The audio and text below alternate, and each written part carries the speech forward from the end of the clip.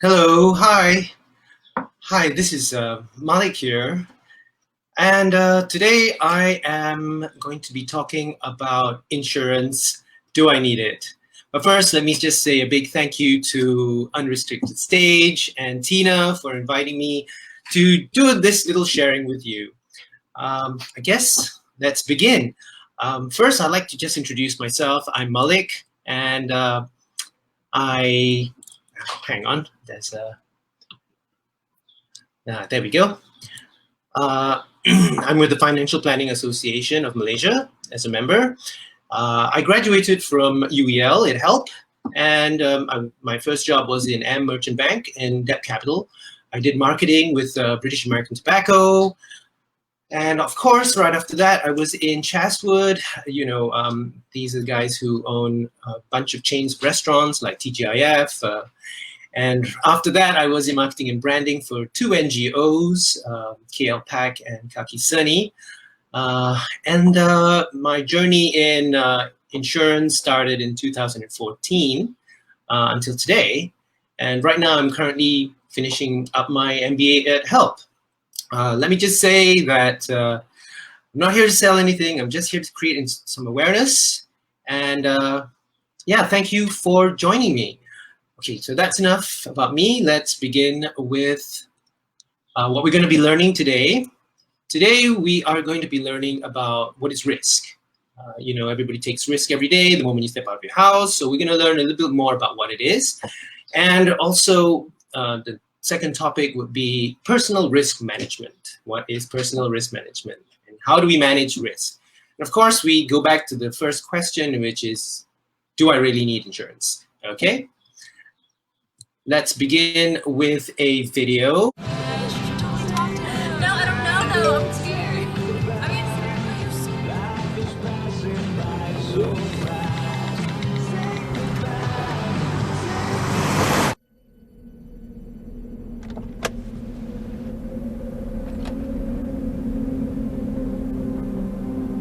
Do you know that you're in my lane? No, not at all. Are you not paying attention? Are you texting? I was just checking in with my mom. I was telling her that I thought we'd be home by 6. It's okay. There's enough time. Just pay attention. I'm not even halfway through my text. There's no way. I'm not even going to look up. My babies are in the car. You have to pay attention. It's just supposed to be a quick text. I'm so sorry.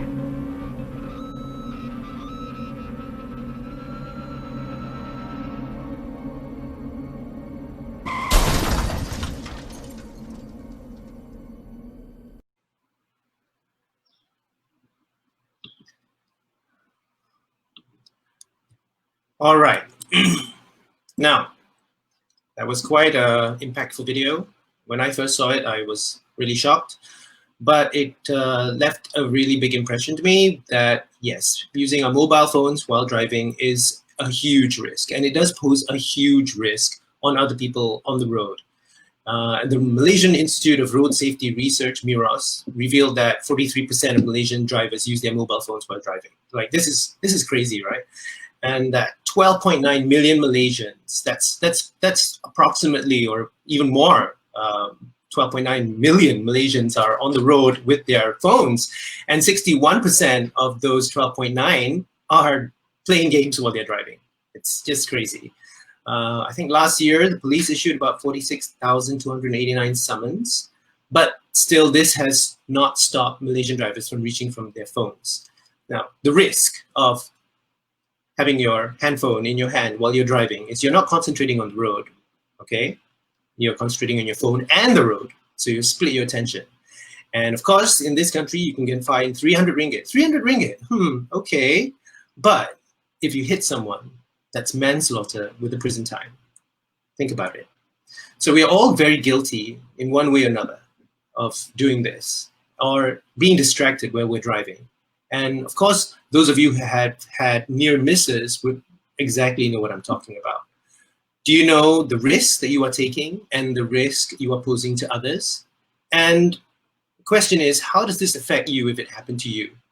Not emotionally though, but also financially. So that's where we begin, risk. What is risk? Now, Risk is the possibility of an uncertain event, something that you cannot see, something that you cannot predict, and it occurs to you and have impacts, and it will deter you from achieving a certain objective. For example, texting on the road, you're driving to your parents' house. And of course, you get into an accident. You're not going to get to your parents' house because you're probably going to be in the hospital. The example I gave here was you want to save enough money to stop working and live comfortably in 2022. But is it possible now with this pandemic? Some of my friends have lost their jobs, lost their income. There's a market downturn. Maybe the person has gambled their life savings away. Or falling in love with somebody and then having your life savings scammed. Oh, even better. Suffer a major illness or having a premature death in the family. Like, all these things can have a certain impact on your objective. Now, if we look here, what is the smoker doing? On the picture on the left-hand side, the smoker is enjoying. The objective of smoking is to enjoy that puff. But of course, there are risks. What are the risks that they're taking? The risk that they're taking is definitely maybe one day having a critical illness, heart attack, cancer of the lungs. Yeah, so these people already know what sort of risk they are accepting. And of course, the guy on the right, who's opening a beer bottle while he's driving, like, the passengers know the risk that he's going to be drunk or he's going to be kind of intoxicated while going to the destination. And he knows his risk. If he is intoxicated, he'll definitely not be able to manage the car well.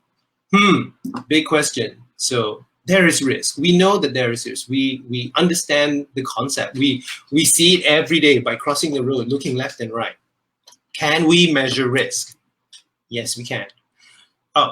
So how do we measure risk?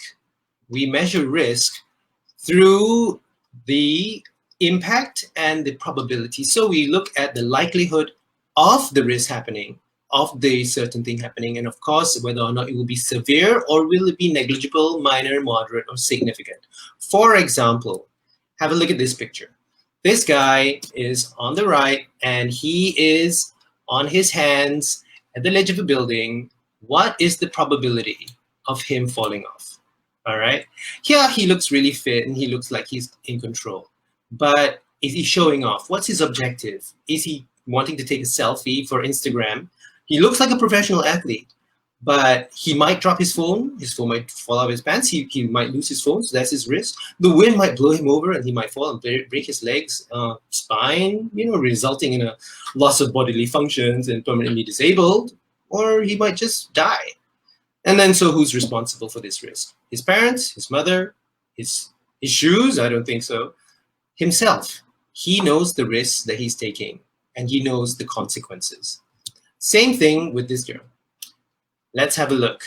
She is swinging right above a huge waterfall and it looks fantastic as a picture. I love it. But what are her risks?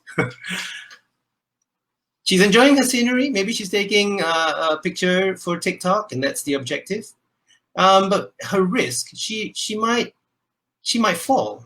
Yeah, and we know because of the distance of her and the waterfall beneath her, we know that it could be possible, it could be likely, it could be very likely, it could also be unlikely.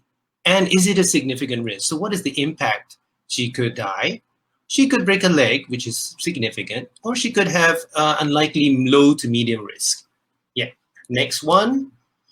What is this baby doing? This baby has some pills. The mother is looking elsewhere and changing his diapers probably.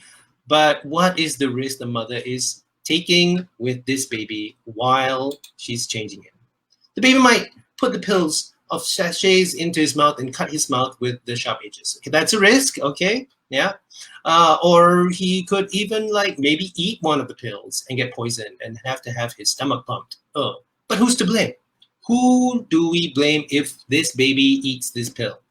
Who will bear the consequences? Is the mother taking a huge risk? Is it a severe risk? Is it a significant risk? Is it a moderate or minor or negligible? It's definitely not negligible. And what is the likelihood? Maybe it's unlikely the kid's going to take the pills out of that pill pockets. But can we measure the risk? Yes, we can. We can assess what is the severity of the risk. Next, look at the firefighter on the right.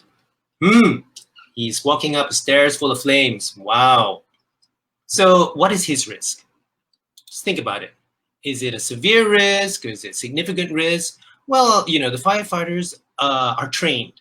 They know exactly what they're doing. And I'm quite sure he knows how to handle a fire. So most probably it could be a medium risk, a medium to high risk. We don't know the rest of the scene. We don't know what's happening outside the building, but we can only have this snapshot. Yes, it could be a medium risk for him. But on the right, we see the girl or guy on his phone driving. Okay, what is the severity of that risk? If we were to measure it, yes, if she did get into an accident, it could be a significant to a severe risk. Or in the most likelihood, nothing might happen if the road is clear, but there is a possibility, a likelihood, and a very likelihood of her getting into an accident. All right, so now we can safely say that we can see that risk is related to a negative event resulting in a loss of something, property, a life, bodily functions. And we can also rate risk. We can measure the impact of that risk and the likelihood. Now, the thing is, we don't like to think about the risk. I mean, we move in our lives day to day automatically. We live on our senses, our sights, our smells, our tastes, and everything. And we know that we don't really like to think about it, but we could think about it in a positive way and use it so that we can avoid getting riskier. Now, and then also our mindset plays a big part of this and our attitude towards this risk. Because a lot of Malaysians, I think everybody in general, even sometimes myself, I think it won't happen to me. Haha, you only live once, tak apalah, kan? Yeah, so therefore, what is the attitude towards risk? Now, what is my attitude towards risk? I look at things based on fact. So I'm quite more leaning to an objective dimension. There are two dimensions here. The objective dimensions where the decision making is based on fact and information. So, I'd rather maybe invest in gold instead of stocks because it's less risky. I could even put it in Bitcoin because Bitcoin may yield something, or I will not cross the road and a busy highway and close my eyes because I know for a fact that I will get run down. In a subjective dimension, the decisions are made based on, of course, our values, past experiences, like the Tabligh guys. Their beliefs in that God will save them and prevent COVID if they congregate in mass places and the mosque. And yes, so that's their belief. So it depends. Each person has their own belief. A person could say gambling is risky, but another person could say gambling is really thrilling for them. All right. So that's our attitude towards risk. And this, of course, our attitude towards risk will ascertain, or it will develop how we behave towards it and see what sort of tolerance level we have about risk. Now, on the left-hand side, you can be a risk-averse person on one end of the spectrum, somebody who's really paranoid, who is a very low risk taker, stays at home, doesn't really go out, assesses every single step of what he does. When he's in a public place, wearing a mask, social distancing, all that, he prefers stability. And then on the other end of the spectrum, there's the risk seeker, the risk taker. Yeah, they see risk as an opportunity, and some of them get quite addicted to it. That rush, I would say I'm more of a neutral, but the risk attitude is a mindset towards taking or avoiding risk when deciding to, proceed into a situation where you wouldn't really know what's the outcome. So everybody's different. So you probably figure out what sort of risk tolerance you would have. And what are the outcomes of risk? So there are two different outcomes.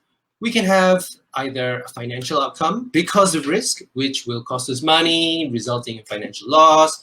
For example, a direct outcome of a building that maybe you are renting or being burned down. Of course, then you have to fork out money to rebuild that building.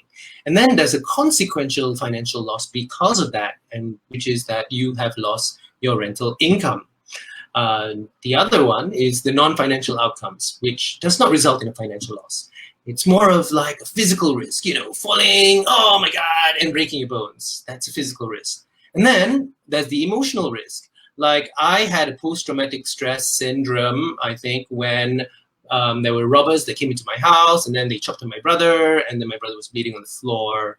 And I think it took me 3 or 4 years until I got accustomed to any single sound in the house that would wake me up. So I couldn't have a proper sleep because every single sound that I would hear would trigger me to walk downstairs with my tongkat and like look around the house to see if there's anybody there. And of course, there's emotional risk of grief, when somebody passes away and you're grieving. So how do we manage our personal risk? Oh, right, because it's kind of a lot, it's quite risky to step out of the house. But if we don't do what Frodo did, we'll never know what adventures we will see. So now, how do we manage it? We have to think of it as a systematic approach. We need to think of it logically. We need to ask ourselves, what can go wrong? What can I do to prevent the harm or loss from occurring? And if something does happen, oh my God, can I afford it? Oh, can I pay for it? Is it okay if I can pay for it? Because paying for it is better than going to jail, Let's see. So we need to set our objectives. And, one of the main general objectives that everybody has in life, it's general, would be having enough money to pay, your basic living expenses, your comfortable lifestyle, your iPad, your iPhone, children's education. Yeah. Okay. I don't have any children, but yes, for parents, for families, live life to the fullest without working. That's my favorite one. Yes, that's definitely one huge objective of mine, right? And so now we've already set an objective, and then now we need to identify the risk. When you identify the risk, you are actually looking at things that are very pure risk. And this is what happens when you have no income. So it's an income risk that we're talking about today, which I'm really focusing on, is when you lose the ability to earn money. If you're dead, you can't earn. That's definitely. But if my father died, okay, my father did die. What is the risk to his family right now? Because he has another family, not mine. Mine's the family number 1, but his family number 3. That when he passed away, do they have enough money to make sure that they can survive? Disabilities, medical bills. What if something happened? Heart attacks. Can you afford it? You can't pay the bills. Unemployment. Oh my God, that's even worse. How to find a job? Probably grab it. Or even aging. Aging. That's scary for me because I don't want to be old, because I still want to work, because I think I will just work till the end of time. Okay, but what we're going to concentrate on is income risk, losing the ability to earn money. Okay, so then we have to evaluate the risk. When we have to ask ourselves, what is the risk in relation to the frequency and the severity? So will it most likely happen? Okay, yes, I know I will definitely die one day. Okay, that will definitely happen. And how bad can it be if it happens? So if I was analyzing it, how much money would I need and how would I calculate it? Would I base it on my salary per year? Would I base it on my expenses? Would I base it on how much I owe people so I can clear my debts off if something happens to me? Like, if there's a premature death in the family, how much would the family need to survive? If I was struck down with a critical illness, what is the hospitalization expenses going to be? And what is the recuperative expenses? And I forgot to put the burial expenses. Yeah, for us Muslims, it's almost like 3,000 to 10,000, depending on how fancy you want it. And then step 4, we need to treat this risk. So this is the main part, the meaty chunk of my talk today, which is how to treat it, how to treat your risk. you have avoidance, where you can eliminate the risk by not engaging in any activity at all. Like, skateboarding down a highway. You can eliminate it. Don't do it. Just stay at home. You can substitute the risk by replacing the identified problem. Say, I live in a really bad neighborhood with a lot of crime rates going up. I could make the conscious decision to move to a safer location, or even have more, rukun tetangga, a gated community. That's how I substitute the risk. I could even separate the risk, where I don't drive and tax, I don't smoke and fill petrol, I don't play fireworks and leave it in my hand. That's how you separate the two combinations of risky elements. And of course, you have rational planning by having a plan B. It's very important to have a plan B. Like visiting someone in the hospital and then making sure that you are completely PPE ready. Yeah, that's the first step, avoidance. The second step, so basically, if you see this sign, dangerous cliff, stay on designated trail, you want to avoid maybe going up the cliff, yeah, you could if you're risk averse, but if you're not risk averse, you can certainly see what happens. The next one is risk reduction.